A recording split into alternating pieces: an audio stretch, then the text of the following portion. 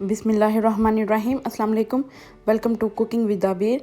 आज हमने cooking with आबिर में ये होममेड बर्फ़ी बनाई है जो कि हमने रिकोटा चीज़ से बनाई है। बहुत ही टेस्टी बर्फ़ी बनी है। चलें शुरू करते हैं। ये मैंने 30 ग्राम बटर ले लिया है। आप इसे घी में भी बना सकते हैं, मैं मक्खन में बना रही हूँ। दोनों में ही बर्फ़ी बहुत ही अच्छी बनती है। जब ये देखिए बटर मेरा थोड़ा सा मेल्ट हो जाएगा तो इसमें मैंने ये 250 ग्राम रिकोटा चीज़ ले ली है। ये मैं इसके अंदर डाल देती हूँ। शुरू में ये बिल्कुल सख्त सी लगेगी, लेकिन जैसे ही ये गर्म होना शुरू होगी तो मेल्ट हो जाएगी, बहुत नरम हो जाती है। फिर आप इसे बिल्कुल हल्की आंच पे बनाइएगा, तेज़ आंच पे ये जलना शुरू हो जाएगी। ये देखिए इस तरह से मैं इसे मेल्ट कर लेती हूँ।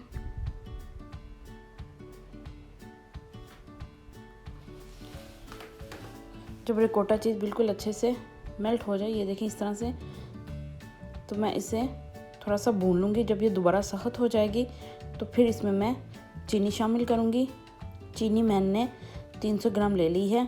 ये मेरे पास बारीक वाली चीनी है, वो मैं इस्तेमाल कर रही हूँ।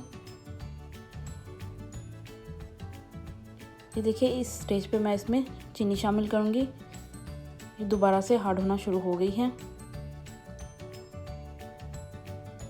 अगर आपके पास मोटी वाली चीनी है तो आप इसमें 250 ग्राम भी शामिल कर दें तो भी उसका टेस्ट काफ़ी अच्छा आ जाएगा। लेकिन अगर आप मीठा ज़्यादा खाना पसंद करते हैं तो आप इसको बढ़ा भी सकते हैं।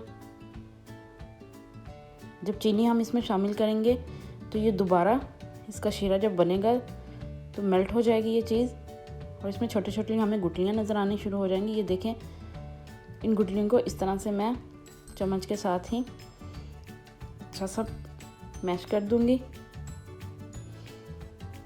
ये देखिए जब चीनी की झाग बनना शुरू हो जाएगी चाशनी की, तो फिर इसके अंदर मैंने ये 400 ग्राम मिल्क पाउडर ले लिया है, ये मैं शामिल कर दूंगी।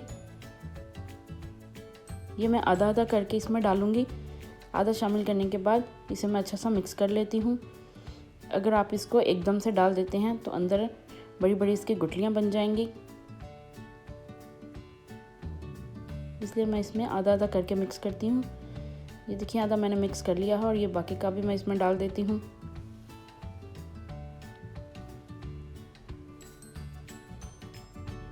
इस स्टेज पे जब मिल्क पाउडर हमारा अच्छा सा मिक्स हो जाए तो इसमें मैंने ये नॉर्मल मिल्क ले लिया है, ये तकरीबन आधा गिलास है, ये मैं डाल दूँगी।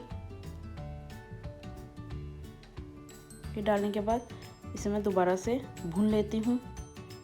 मैंने इस बर्फ़ी को इतना भूनना है कि ये देखिए पैन से अलग होना शुरू हो गई है। आप ये बर्फ़ी ट्राई कीजिएगा, बहुत ही टेस्टी बर्फ़ी बनती है। ये देखें जब ये पैन को छोड़ना शुरू हो जाए तो इसे मैं एक ट्रे में निकाल लेती हूँ, और गरम के ऊपर ही मैं इसके ऊपर बादाम और पिस्ते से इसे गार्निश कर दूँगी। गरम गरम पे लगाने से ये होता है कि ये उसके अंदर मिक्स हो जाते हैं। अगर आप इसके अंदर भी डालना चाहें तो आप डाल सकते हैं, या फिर आप ऊपर भी गार्निश कर दें।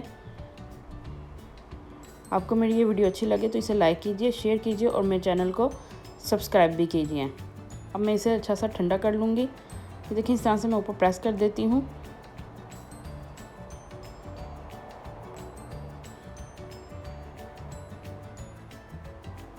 आई होप आपको मेरी ये वीडियो अच्छी लगी होगी। अपनी दुआ में याद रखिएगा। Thank you for watching.